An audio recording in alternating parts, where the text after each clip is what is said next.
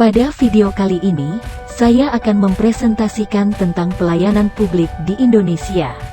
Sebelum masuk ke materi pelayanan publik, kita harus mengetahui apa itu etika.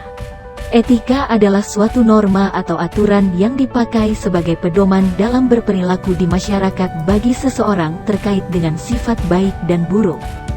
Jadi, perilaku seseorang menggambarkan etika orang tersebut. Berikut contoh pelayanan publik yang buruk di Indonesia. Berikut contoh pelayan publik yang datang terlambat. Loket yang harusnya buka pada pukul 8 pagi belum juga buka hingga pukul 9 pagi. Sehingga warga yang hendak membayar pajak terpaksa menunggu lebih lama. Layanan rumah sakit tertunda karena petugas terlambat, sehingga para pasien harus lebih lama dalam mengantri hingga pasien membludak. Terlihat banyak pegawai pemerintah yang berlarian karena panik datang terlambat untuk mengikuti apel pagi, sehingga mereka menyelinap di bagian barisan paling belakang agar tidak ketahuan. Berikut contoh pelayanan publik yang buruk. Dari tahun ke tahun, Ombudsman Republik Indonesia mendapatkan banyak laporan dari masyarakat mengenai pelayanan publik yang buruk.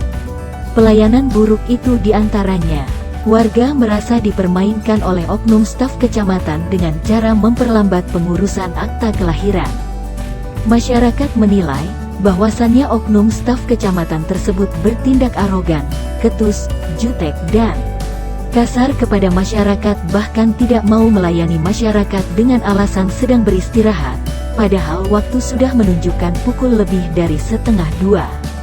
Seorang pria mengamuk di sebuah rumah sakit umum daerah di Riau karena kecewa dengan pelayanan yang diberikan oleh pihak rumah sakit.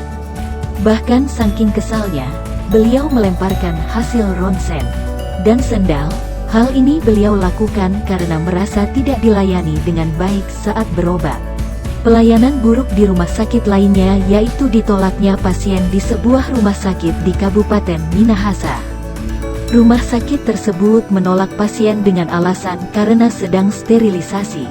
Akibat adanya pasien yang reaktif COVID-19, para pegawai rumah sakit tersebut menyarankan kepada keluarga pasien untuk membawa pasien ke rumah sakit lainnya. Padahal pasien dalam keadaan kritis. Akibat dari pelayanan yang lambat ini, pasien tersebut akhirnya meninggal dunia. Setelah melihat tayangan sebelumnya, maka untuk mengatasi hal tersebut di masa pandemi seperti saat ini dapat dilakukan dengan beberapa cara diantaranya. 1. Mengatasi ASN yang terlambat ini dapat dilakukan dengan cara melakukan absensi dengan scan kontur mata dan pelaporannya secara real-time serta menindak tegas para pelanggar.